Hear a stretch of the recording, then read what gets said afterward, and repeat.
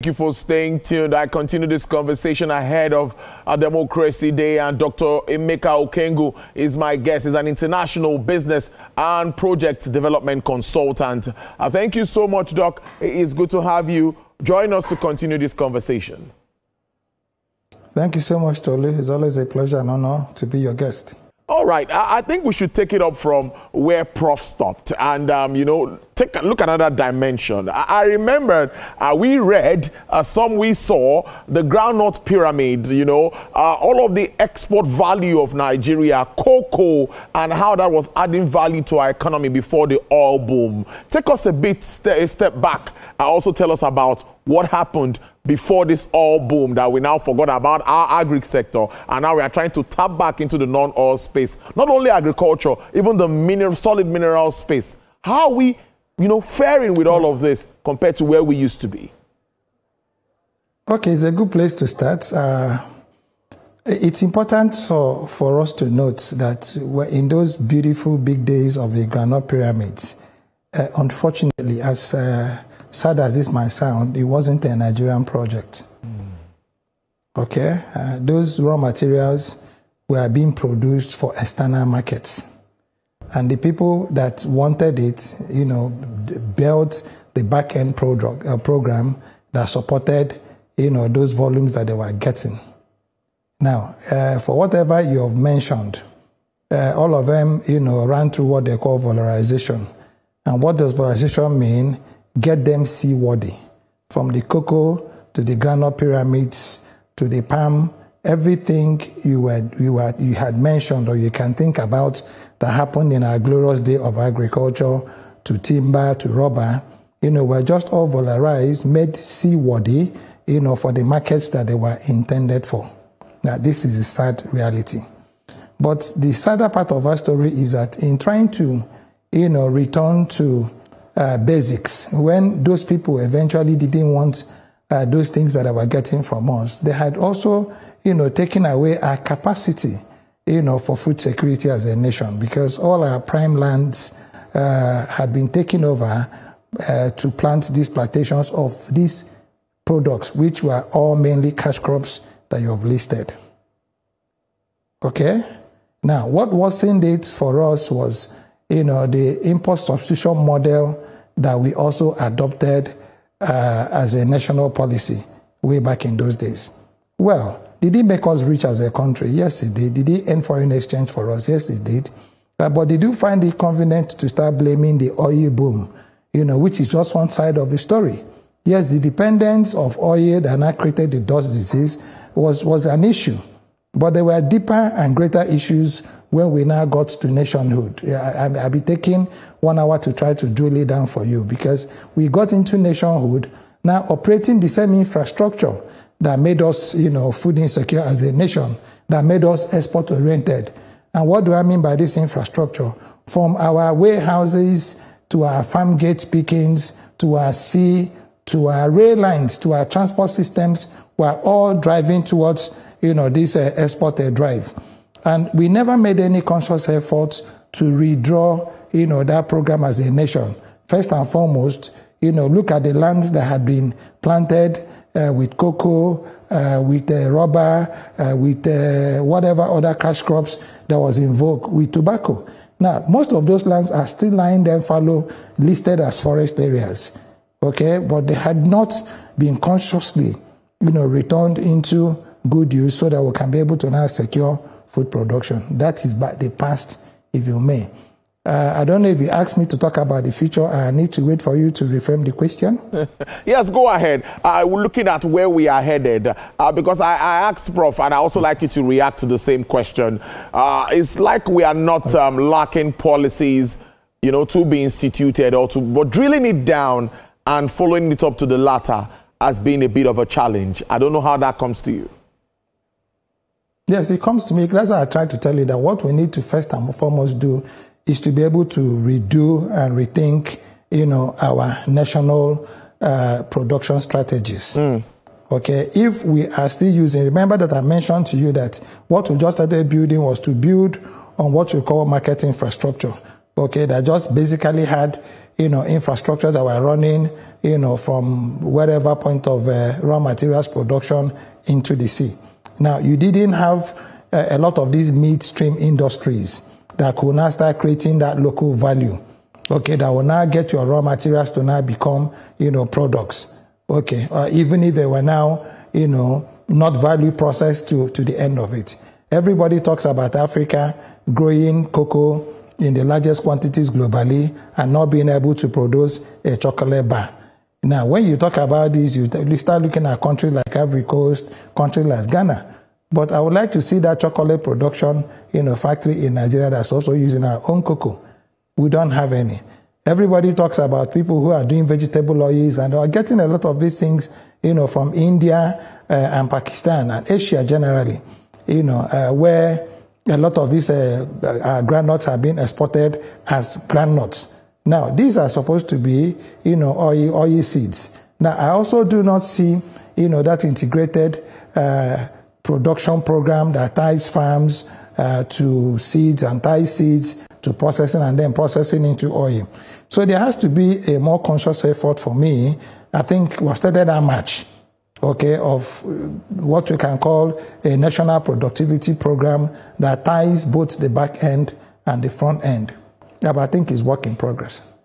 Real work in progress. But back to, let's touch on the solid mineral space and present efforts being made. We see it coming up more than it used to be, now contributing a bit to even to the federal government coffers.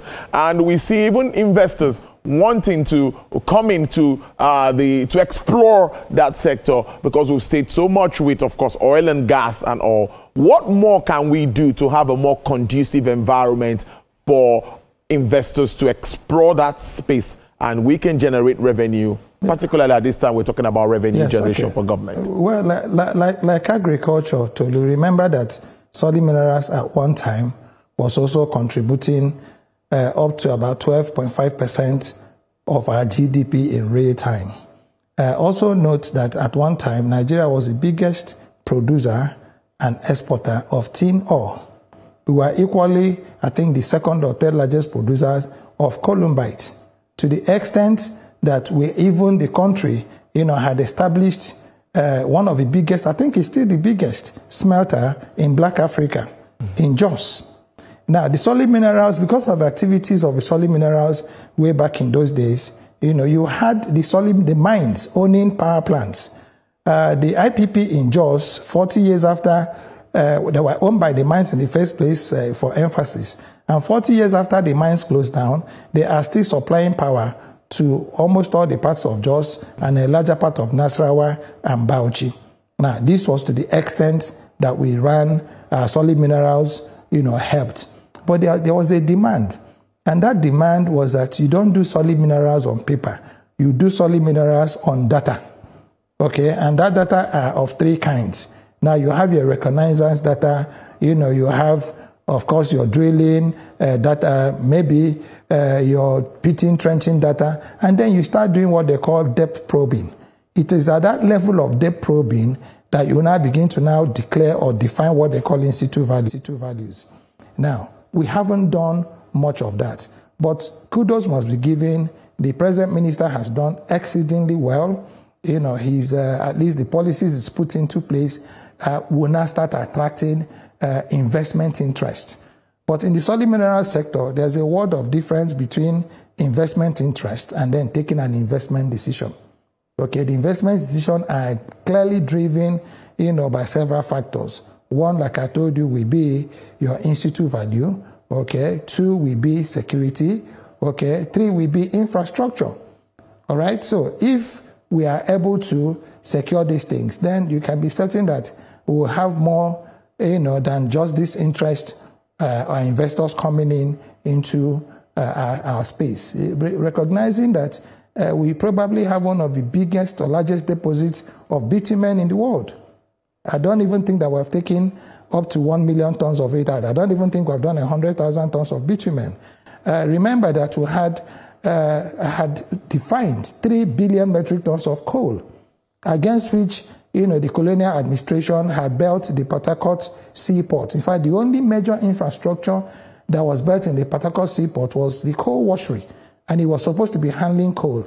And it was against that coal washery that the road between Enugu and Port Harcourt were built. Now, again, I can also tell you that up to 100,000 or less of coal has been removed out of the 3 billion metric tons that they had found then. And then you come up the north, you still go around the Jos Plateau areas, and you see what they call walking drag lines. Walking drag lines, the smallest one will be probably a little bigger than your studio where you're talking to me from now. There are excavators that were that massive. So you could not imagine, the scale of operations that we had in our mining sector then. But again, there's a back end. There's a back end demand. And that back end demand is to do detailed exploration so that you can be able to now define and determine your in-situ value and then try to create your midstream industries. We should be producing tin ingots now. That was what the smelter in Jos was supposed to be doing. Okay, and we have a lot of galena that should be able to make it possible for us to even be producing gold, silver bars. But kudos must be given the minister and his team. The Solid Minerals Development Fund is done very well with the Presidential Artisanal Gold Mining Initiative. At least, in the lifetime of this democracy, Nigeria has started producing what they call responsibly sourced, gold bars, which has a London, market stamp of a clearance. So a lot is happening, but like somebody who was in a hurry, maybe we might need to be praying for a little bit more speed so that we can be able to now contain, the myriad of challenges that are confronting us as a country.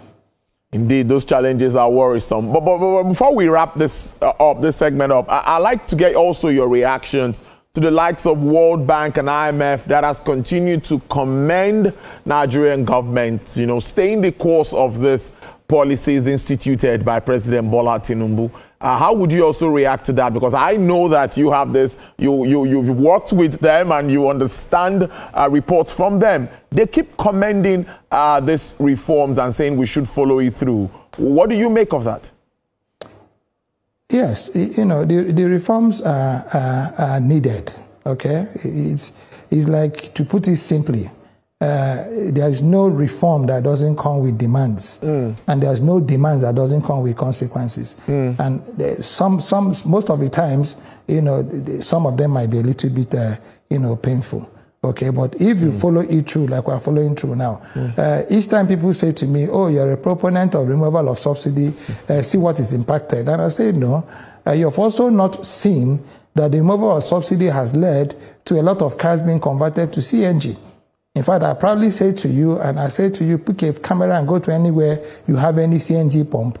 If you have 100 vehicles in that station, 86 or 87 will be lining up to take gas. But it's just that we have not also built that infrastructure, to be able to now make people understand or support the use of CNG vehicles, so that people will now need to start building probably, parks where people can go in and they know that this car is filled with CNG, so they can be able to ride cheaper. Now, policies, Tolu, that are reformists don't come easy. But what is important is that in trying to build those policies that are tough, government must find a way to build, social programs that can be able to mitigate, the hardship that would obviously come with this. And that's where I think, again, government needs to up its game. Is not something I think that just one ministry or agency, can handle. It has to be across both the national and the subnationals. The social programs that we need to do to mitigate this won't just be, born based on budgeting and budgetary and MDA, programs. It has to be a countrywide program so that people can begin to at least get a little bit of secure, not necessarily in way of subsidies now, but in way of government, bridging some of these social needs that are actually, the key drivers to, the frustration that people will feel when they are going through a reform.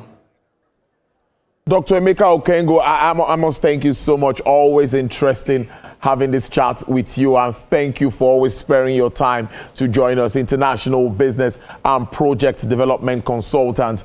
Do enjoy the rest of your day, and happy Democracy Day in advance. Happy Democracy Day to Nigerians. Happy Democracy Day to you, Tolu. Enjoy your day too. Thank you very much, Doc.